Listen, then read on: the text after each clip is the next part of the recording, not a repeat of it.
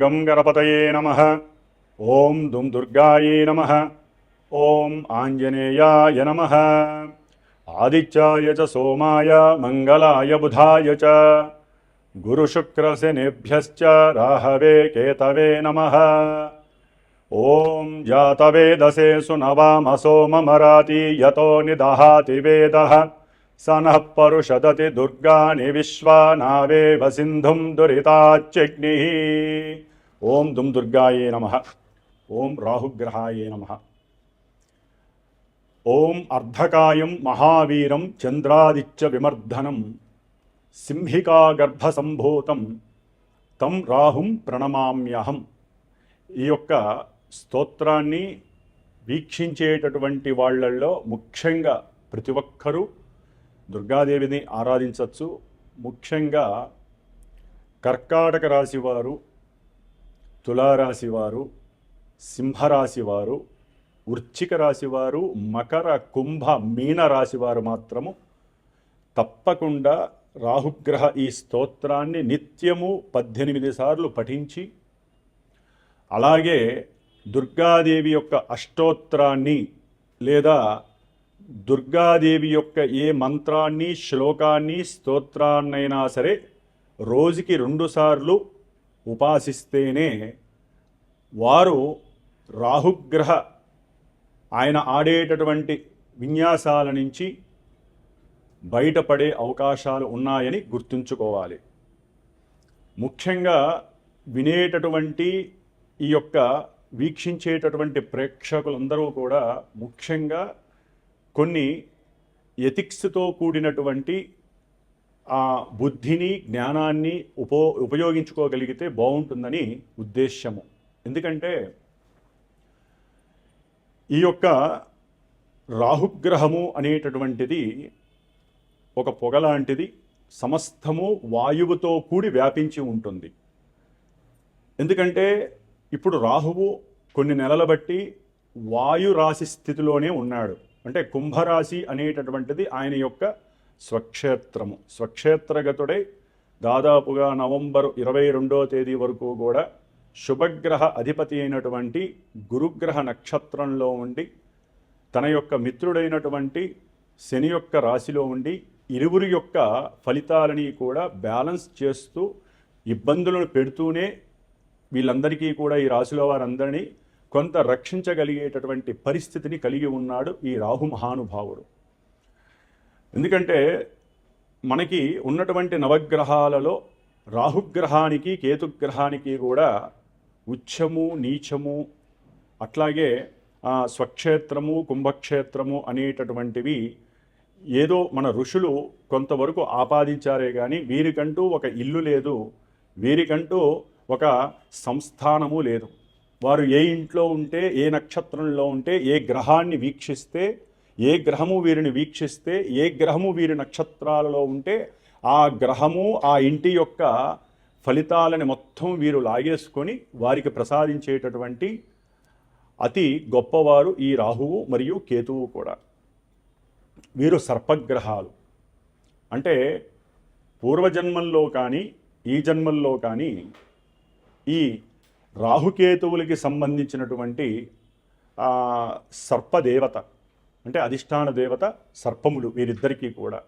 కాబట్టి కొంతమందికి జాతకాలలో అనంతకాల సర్పయోగ దోషాలని, అట్లాగే సవ్యకాల, అపసవ్యకాల, అర్ధకాల సర్పయోగ దోషాలని, సంపూర్ణ కాల సర్ప యోగాలని, అట్లాగే జన్మలగ్నం నుంచి కూడా 12 లగ్నాలకి వీరు లగ్నంలో ఉంటే ఏంటి, కుటుంబ స్థానంలో ఉంటే ఏంటి, తృతీయంలో ఉంటే ఏంటి, చతుర్థంలో ఉంటే ఏంటి, అంటే ఈ రాహుకేతువులు 12 లగ్నాలలో 12 రాశుల్లో దాదాపుగా 144 ప్లస్ కేతువు నుంచి చూస్తే ఇంకో 144, 288 కాలసర్ప యోగ దోషాలని అనుభవిస్తూ ఉంటాము అందరము కూడా. అయితే వీరి యొక్క దశలో, అంతర్దశలో, విదశలో, సూక్ష్మదశలో, ప్రాణదశలో వచ్చినప్పుడు, గోచారంలో వీరికి ప్రతికూలమైనటువంటి స్థానగతుల్లో ఉన్నప్పుడు మాత్రమే వీరికి అవి ఎక్కువగా ఇబ్బంది పెట్టేటటువంటి పరిస్థితులు ఉన్నాయి. మరి ఇప్పుడు ఇందాక చెప్పినటువంటి రాశుల వారికి అయితే కనుక తప్పకుండా ఈ రాహుగ్రహము యొక్క ఇబ్బందులు పడేటటువంటి అవకాశాలు ఎక్కువగా ఉన్నాయి. ముఖ్యంగా ఈ రాహువు వాయుతత్వపు రాశి అయినటువంటి అట్లాగే తన యొక్క సొంత నక్షత్రమైనటువంటి శతభిష నక్షత్రంలోకి ప్రవేశించాడు నవంబర్ 23వ తేదీన.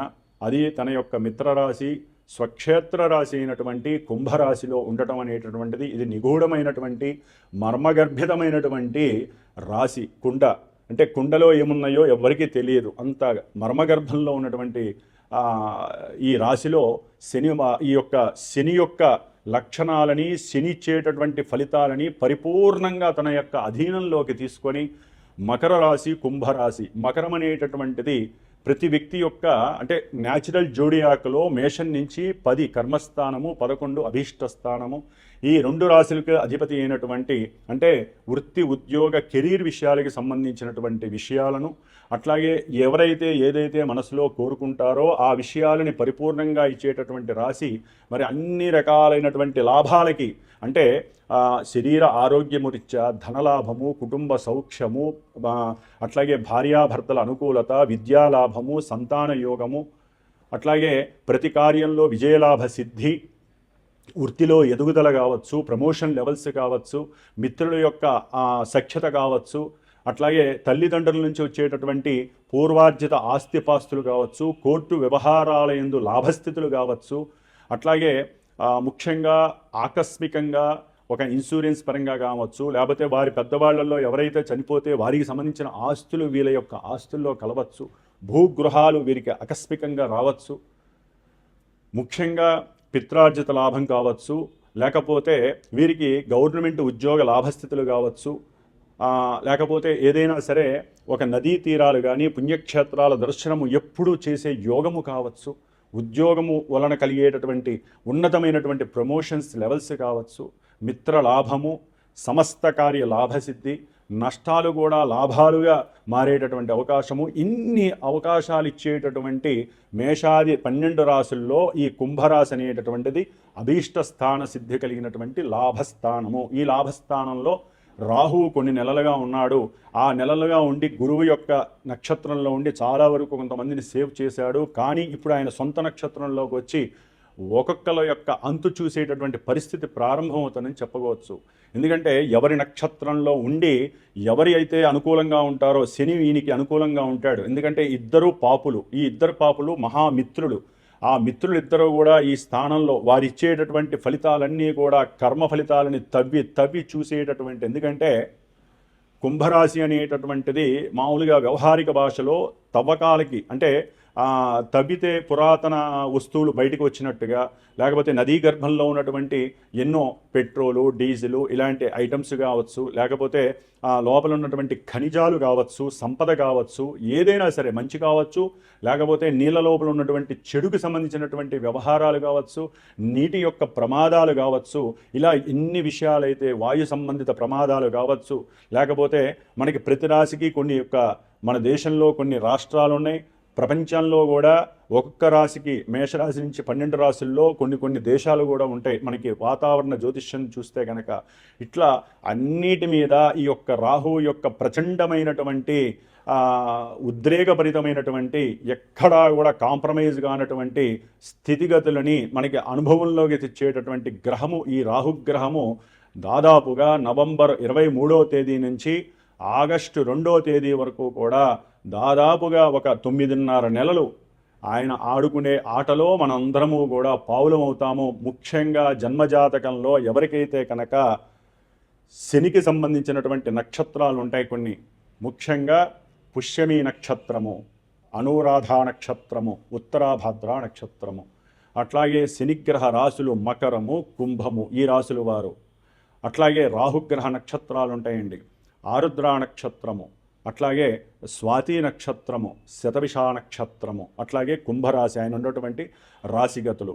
వీరు ముఖ్యంగా చాలా జాగ్రత్తగా ఉండాలి. ఈ రాశుల్లో ఈ నక్షత్రాల్లో ఉన్నటువంటి అది ముఖ్యంగా సింహరాశి వారైనా సరే, లేకపోతే ఆయన వీక్షిస్తున్నటువంటి రాశుల్లో తులారాశి ఒకటి ఉంది, మిథున రాశి ఉంది, వ్యాపార రాశులు ఈ రెండూ కూడా వ్యాపార రాశులు.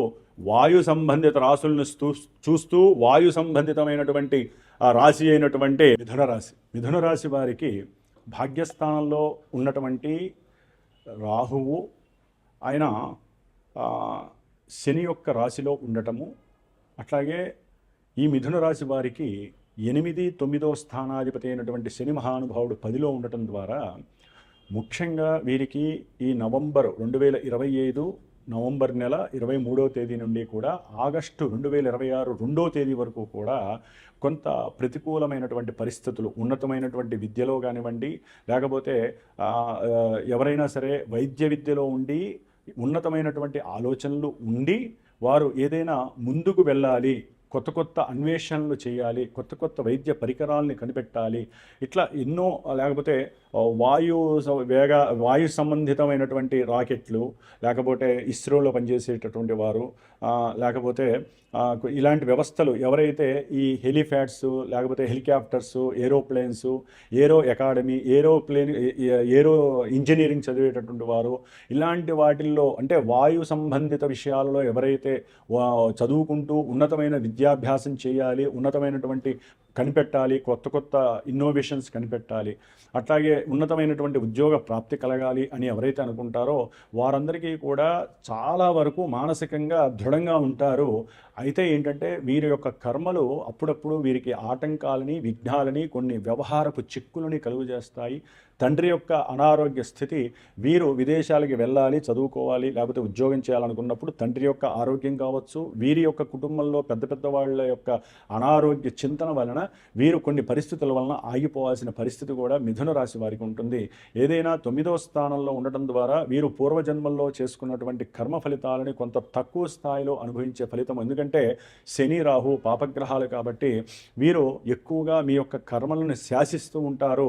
కాబట్టి ఈ జన్మలో ఈ యొక్క ఆగస్టు వరకు మీరు దుర్గాదేవికి సంబంధించినటువంటి స్తోత్ర పారాయణలు, ఆరాధనలు, సూక్త జపాలు, హోమాదులు, లేకపోతే ఆవునేతో చేసిన దీపారాధన, గోవు యొక్క అనుకూలత, అట్లాగే గోవుకి మీరు ప్రదక్షిణాలు చేయటము, గోవుకి ఏదైనా తినిపించటము, 10 మందికి ఎవరికైనా నువ్వుల ఉండలు, లేకపోతే నువ్వులతో చేసిన పదార్థాలు ఇలాంటివి, లేకపోతే మినువులతో చేసిన గారెలు నైవేద్యం పెట్టి గోవుకి తినిపించటము, లేకపోతే బ్రాహ్మణులకి చక్కగా ఒక 18 వడలు దానం చేయటము, ఇలాంటివన్నీ కూడా ఏదో ఒక కర్మలకి సంబంధించినటువంటి ఫలితాలని అనుభవించాలంటే మటుకు మీరు ఇలాంటి కర్మలు చేస్తూ పూర్వజన్మ కర్మలని, ఈ జన్మ కర్మలని నివృత్తి చేసుకోవడానికి తాపత్రయపడేటటువంటి పరిస్థితి, లేదా ఆకస్మికంగా ఎన్నో రకాలైనటువంటి అభీష్ట సిద్ధులన్నీ కూడా ఉద్యోగంలో కావచ్చు, ప్రమోషన్ విషయంలో కావచ్చు, లేకపోతే మీరు చేసేటటువంటి కొన్ని ఇష్టానుసారమైనటువంటి వ్యవహారాదుల్లో లోపం జరిగి, లోపత్వం కలిగి మీరు డిప్రెషన్స్కి వెళ్ళేటటువంటి పరిస్థితులు కూడా కలుగుతాయి.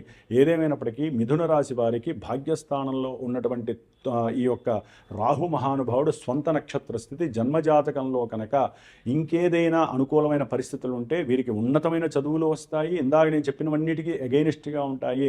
వారి యొక్క జన్మలగ్నానుసారము రాహు యొక్క పరిస్థితులు, ఆయన ఉన్న పరిస్థితులు, గ్రహస్థితులు వేరుంటే కనుక చక్కటి అనుకూలమైనటువంటి భాగ్యము కలుగుతుంది, పిత్రార్జిత ధనలాభము కలుగుతుంది, అట్లాగే విదేశీయాన యోగము కలుగుతుంది. తప్పనిసరిగా వారికి రాహు మహర్దశ అంతర్దశలు ఎక్కడైనా టచ్ అయితే జన్మజాతకంలో, లేకపోతే కనుక ఇప్పుడు గోచారంలో ఈ యొక్క స్థితిగతులు కొంత వారిని ఇబ్బంది పెట్టే అవకాశం ఉంటుంది.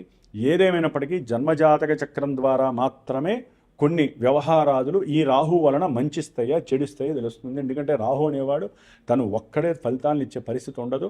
ఆయనకున్న పోర్ట్ఫోలియోస్ వేరున్నాయి. శని యొక్క ఫలితాలను కూడా కాన్సిక్వెంట్గా ఇచ్చే ఫలితాలు ఎక్కువగా ఉంటాయి. కాబట్టి మొన్నటి వరకు గురుడిచ్చే ఫలితాలు ఉండటం వలన ఎన్నో వ్యాపారంలో లాభాలు కలిగి ఉండొచ్చు, వ్యాపారంలో కొన్ని ఇబ్బందులు కలిగి ఉండొచ్చు.